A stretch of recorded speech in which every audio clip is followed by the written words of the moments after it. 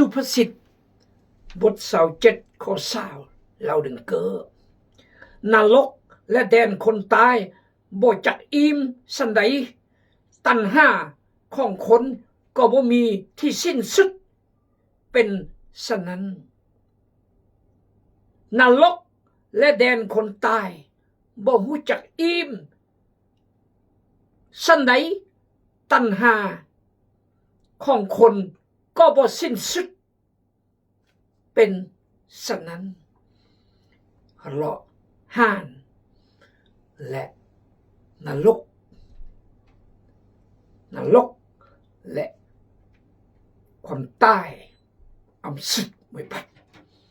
จะโรคจะมางเศรษฐกิจตกต่ำหรือเลอะมาตั้งแต่1นรกเหตุก่อนี้และรอห่านเหตุก่อนี้มายำสึกไม่ปัดและตัณหามนุษย์ก็อำสึกไม่ปัดกษัตริย์ซาโลมอนเล่าแต่เมื่อก็จึงเล่าพอเกิดอย่างนี้กำพร้า700 คนนางสนมบำเลอ300 คนterkait amni ko lah gelau ke ing geneng ke ing rohan nalok am sứcไม่บัดตัณหาพะโลในมนุษย์ก็อำสึกไม่บัดสุดยอดสุดยอดระมางก็ระมางดังก็ดังอร่อยจำแนวแต่ถ้าขึ้นสุดเราต้องบอกอันนี้จังกินลมกินแรงอันนี้จังคือเร็ดเลยเมื่อวานเร็ดเลยกุดจับอำเบือนแต่กูเยียบทอร์นาโดพัดอเมริกากางกันแตะดูลอยรถกันแตะก้นทางตาลอยู่ยัดแต่ปืนกางส่วนปืนหนองเรือนี่ก็รับจะระวังเลยนี่คือเลยแต่จับอำเบือนไรอำเบือนฉะนั้นความหานและนรกอำสึกไม่ปัดกนต้องกูดทึดอำอาเลียนหานไปอาเวริกายนรกไปอาเลียนและมายำสึกตัณหาพาโลตัณหาจุอาอำนาจจุอาตำแหน่งจุอาบทบาทจุอาชื่อเสียงจันคนนับหน้าถือตาจันเป็นเราได้สำคัญอันเป็นงอบังเกิดเดและอารมาและบิจูฮานบนอีเหมือนเดี๋ยวนี้และบิจูฮานหลังจากพวกนี้แล้วบิจูฮานไม่ยังสุดแต่ก็สุดแต่มันก็หานที่กษัตริย์ซาโลมอนเราความหานและนรกอำลอยไม่บัดและตัณหาพะโลจุเดจุเบือนกุยเบลียจำขึ้นก็จุเบลียแต่งูย่องก็จุแตงแต่งคุณปีลเบลียแต่งลอเบลียรำโบเบลียอำซึกไม่ปัดเท่าก็ต้องแต่งวิญแต่หานนำกุยมาเท่ามาแก่เด็กเครื่องป้าไม่ปัดอายุนำ85 ปีแต่งตัวป้าทุกอย่างกระเป๋าราคาแพงอย่างปึงปังนี่แหมหนักก็ยอมร้อนแหมหมดเท่าแล้วหมายเป้า80 ปลายปีพี่น้องเลยตัณหาอะไรกันนี้อำสึกไม่ปัดขอพระเจ้าเมตตาขอสมัยเลยเจก่อนตายเด้งแหมยอนักเรียนนักศึกษาปัญญาชนลอยจุ่มคนยิ้มมอนยิ้มแหงยิ้มมกยิ้มกองยิ้มลองยิ้มกระตางยิ้มกลางยิ้มกุ้งดื่มบ่อยเลอะเบอร์ลำกลางเปรอะเรียสุขภาพร่างกายขนาดเวียกพระเจ้าขนาดเวียกสอบเบอร์หามา อันบอกความอดทนสู้ทนย่อขยันและเลิกอย่าสวดสิจะโกประหยัดนี่เศรษฐกิจ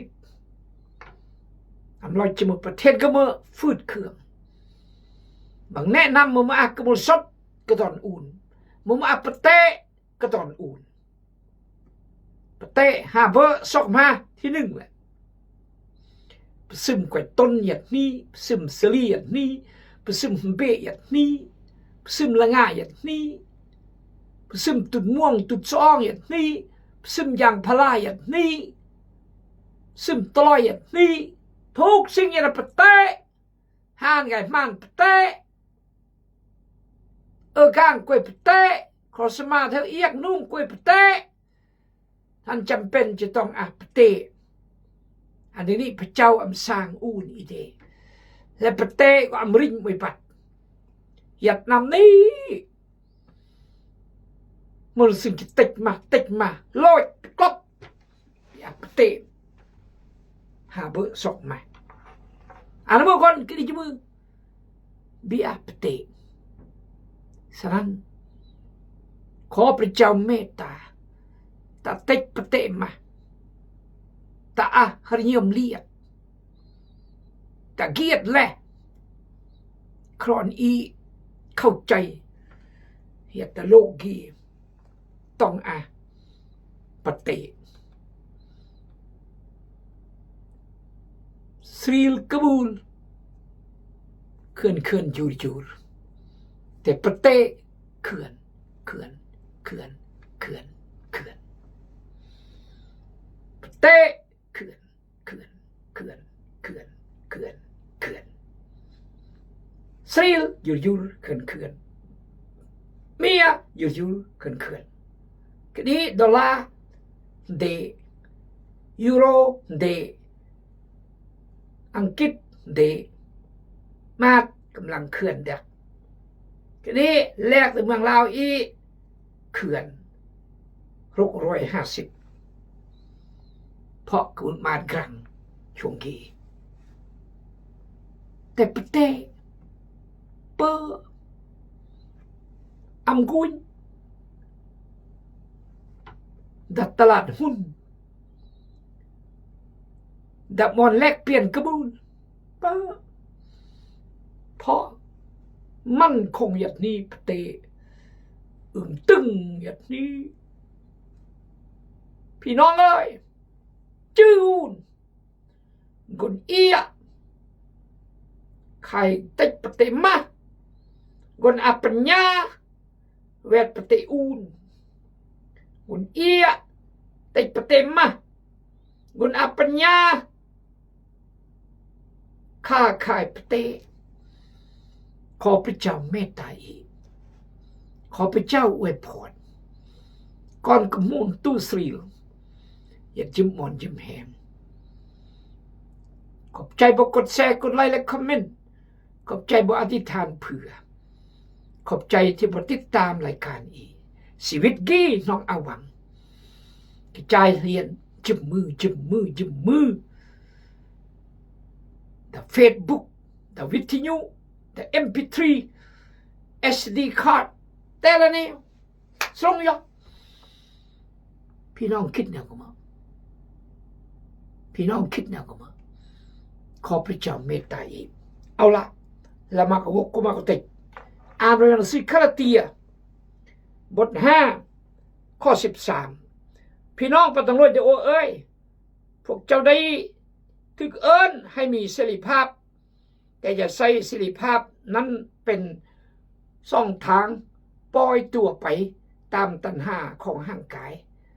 แต่จงรับใช้ซึ่งกันและกันด้วยความฮักเถิดขอบคุณพระเจ้าสำหรับพระวจนะพระคำพระเจ้าขอพระเจ้ารับเกียรติเพียงผู้เดียวและจอยเบียงบนวิจุวาโดยเฉพาะจันสมรขอพระเจ้าเยียวยารักษาและจันพลแก้วจุนนักกุยฮูบขอพระเจ้าทรงสัมผัสแต่ต้องมันยอและจอยและหัวมากกลอำสมัยอย่าจะหงงอหรือได้กลางขอพระเจ้าทรงนำเนาะพระองค์ นักเรียนนักศึกษากำลังเรียนขอพระเจ้าทรงนำและขอพระเจ้าช่วยศิษยาภิบาลครูสอนอาจารย์ผู้รับใช้พระเจ้าโดยจำคนอนุอาสติปัญญาขอพระเจ้าเสริมกำลังอธิษฐานทูลขอได้สติปัญญาได้ชื่อพระสิทธิ์เจ้าอาเมนพี่น้องปฐมเอ้ยพวกบ่เบิ่นทึกเอ้ยอันกายเสรีภาพเข้ามาเนี่ยก็มาทึกเอ้ยอันกายเสรีภาพอย่าตีโรยตีมาบตีโรยตีมาบตั้งราบอีแต่เมื่อกลีโรยกลั่นเกลือกองก้อยยำเงาะโรยเรมันนายเตะเรียเอียงสิโปมเลอะโรยเนี่ยมือจะเจริญก้าวหน้ากลีโรยเนี่ยมือจะเอี้ยชีวิจะย้อนโรยกูกี่กุมหูอีเงาะมนุษย์เงาะโรยเงาะอนาคตเงาะมาจะมาเงาะทุกแนวเปิดเสรีภาพโตยมึงค่อยบูดค่อยยาซัรค่อยกดนึบค่อยลิ้นเมียเจ็บพายค่อยเลยค่อยลากค่อยโลบยัดกันรุมพวกนี้เปิดเสรีภาพยัดแต่การเลือดการลากเมื่อคนนี้ก็เลือดก็ลากก็โลบก็แต่ยาซัรเสรีภาพแล้วเปิดเงาะตำรวจยักพี่น้องก็คุยอยู่บนอย่าซาอย่าตลอดอย่างเอ้ยตำรวจอย่าการของเราแต่นะมั้งหนึ่งจอดตัดดูบ่หรือขับสมพรุตำรวจขับรถไล่แจ้งตำรวจด่านตะการหัวเตรียมตัวรถนัมเบอร์กี่ไปกี่เพราะมันเปิดเสรีภาพเพราะมันแต่งแนวผิดกฎหมายกนอีเปิดเสรีภาพเหยียดด้วยความเงาะเกิดตรงหัวตรงเหียมันบีซิมลอยเพราะมันเปิดเสรีภาพพี่น้องปตรจะโอ้เอ้ยพวกบอเบื่อนเดถือเอ้ยอันกายเสรีภาพแต่ใช้เสรีภาพนี้มงอรปล่อยละตามตัณหาเดล่อลำแต่จงรับใช้ซึ่งกันและกันด้วยรอรักจมบางคนแกเสรีภาพแล้วโอ้ยมันคริสเตียนแล้วเบียแล้วโรยริมมาปิดยามาค่ะยาสันพิยาบุยยาแล้วปล่อยเลยจุดสรงสรงจุดแตงมาแตงเจอมือยา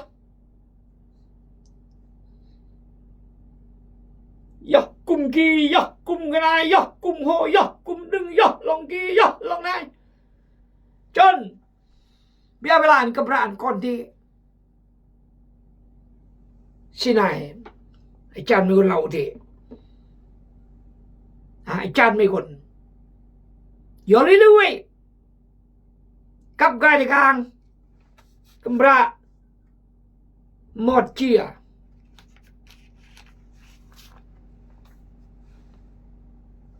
อันไม่เส้นเกี่ยมเมืองคนลาวอีสาบเปรียมกับบังแต่เวียดเทวติดลาวเด่นนั่นแหละเวียดนามเลยว่าสันทอพื้นความจริงเลยอันไม่เส้นใบกี่ใบยารางเส้นไม่ต้องเส้น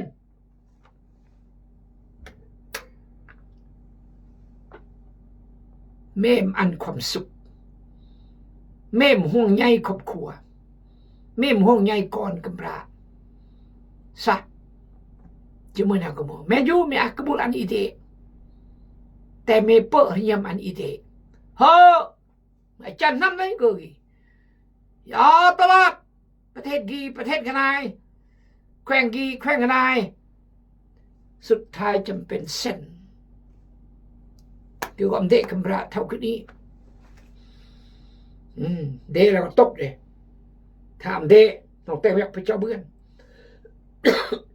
เพราะพระคัมภีร์เราถ้าจุเปอร์ก็เปอร์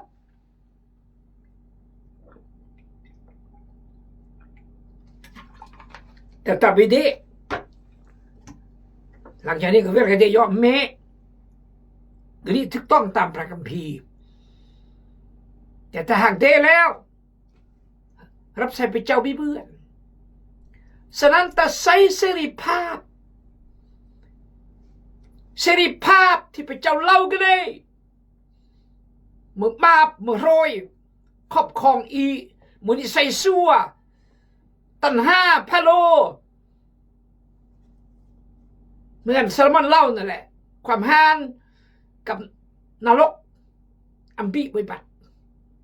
และตันห้าพะโลเดมนุษย์ก็อัมบิวิบัติหยัดนี่ตลอดฉะนั้นอีตามอดเสรีภาพใส่อาแล้วกันนี่ปล่อยแต่งอันพี่น้องระบดสะดุดแต่งอันพี่น้องระบดกลิ้เที่ยงยอเพราะมันใส่เสรีภาพที่เหมือนมวยโบดยอเบือนละสองจีเวตสังกสีโบดเบื่อว่าสิเบื่ออุเบือนนี่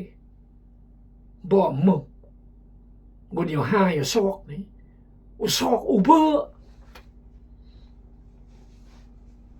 ก็นี่กำลังจีเกิดปัญหานำเพราะอุซอกอุเบื่ออุเบือนอุเบื่ออุเบือนอุเดบ้าเสรีภาพเลยกี่เมื่อแต่ใช้เสรีภาพแมบเกือติโทปโลเราคักลำคักปล่อยช่องทางปล่อยตัวไปตามตัณหาของห่างกายแต่จงหับใส่สิ่งกันและกันด้วยความหักเถิดหมดเสรีภาพที่เบียดมาบแต่ร้อยกันนี่เกิดมาคนบริสุทธิ์กันนี่แล้วเมื่อแนวเมื่อเบื่อนกายกูดกายเกิดรักยอระยอเมื่อความรักแล้วก็เป็นตูนพื้นนะอันโนกุยกีเบื่อนำเกอครอดอุดิแน่สมอูก็ย่อกายวิ่งเต้นสมุด10 ล้านสาวครอดได้ไม่ล้านเบื่อนบ่กี่คือเสิร์ฟยอดด้วยความรักปโลเราแต่ยมอดเสรีภาพได้กันนี่แต่งอันวุ่นวายเสิร์ฟด้วยความรักสุดยอดพี่น้องอันนี้เสิร์ฟยอดด้วยความรักเสิร์ฟยอดด้วยเอาหน้าเอาตาเพื่อเบื่อนมุ่งเบื่อนมัดเพื่อเบื่อนกุญแสดงสำคัญเพื่อเบี่ยงกุญแสดงเก่งเด็กกาเด็กอัด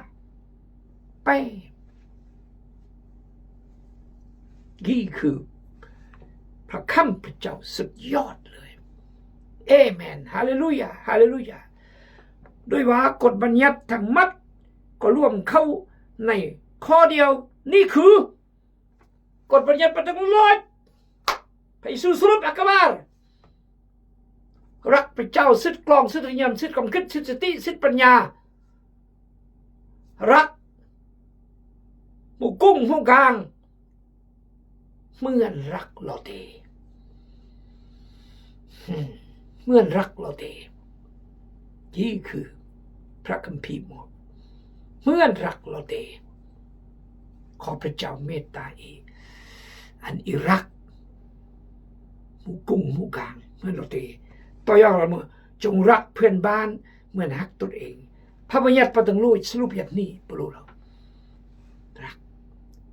ตามดสิริภาพตามดตำแหน่งศิษยาภิบาลอาจารย์ผู้รับใช้พระเจ้า25 เบอร์5 มา